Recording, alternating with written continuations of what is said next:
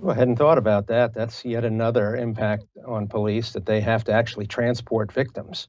Yeah. You put out a quarterly police reforms report last month, a PowerPoint that talked about a lot of the challenges your department has faced the last 2 years. You mentioned them here earlier: budget cuts, social unrest, and social media as sort of burdensome challenges. How have those factors specifically made policing harder? I think it's made our work more challenging, not just here in Philadelphia, but for all of my colleagues. I meet with my colleagues regularly. We all speak about it. We exchange notes. We talk about what's driving crime, and then we talk about potential implications of our strategies, but then also roadblocks or challenges or bottlenecks. And, upon my arrival here, um, I was almost immediately asked to identify budget cuts. It was the same for many of my colleagues around the country.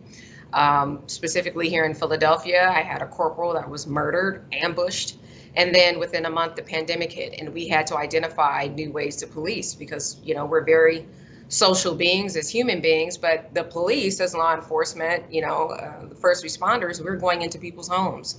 We don't know who we're dealing with until we get there. We don't know what we have until we get there.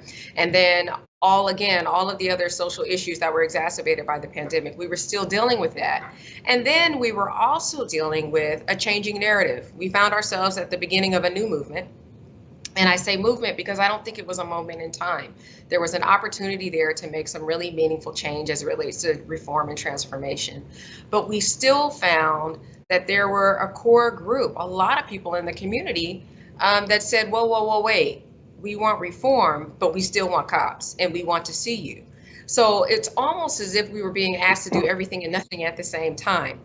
Meaning, we want you to do more. We want increased visibility. We want our response times to be quick and hasty. We want our clearance rate, and as we should, right? Everybody expects and should have these services. Clearance rate should improve, an area that we have to work on. Oh, but by the way, we don't want to give you the money to do that or give you additional funding. And, I think if there were more conversations with people like myself and my colleagues, I think people would have been surprised to learn that we don't disagree that additional funding needed to be placed into services, but not at the expense of the police department.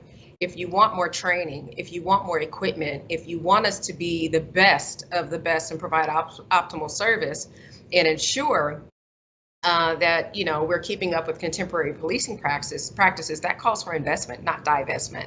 So there was a lot of competing interest in 2020 that continued on into 2021 with, okay, we know we want more, but we're still having this conversation around defund. And now we're starting to slowly hear more conversation about reinvestment, when myself and my colleagues have been saying for many, many years that it's not an either or, it's an and. You can have reform and accountability, and you can allow the police to be the police and allow us to have a visible presence, allow us to have the tools that we need, give us the technology, allow us to put a cop on every corner, meaning that we have to increase our funding by allowing for more recruitment, and then being creative in how we retain. How are we incentivizing our individuals to stay, given everything that we've gone through in the last 2 years?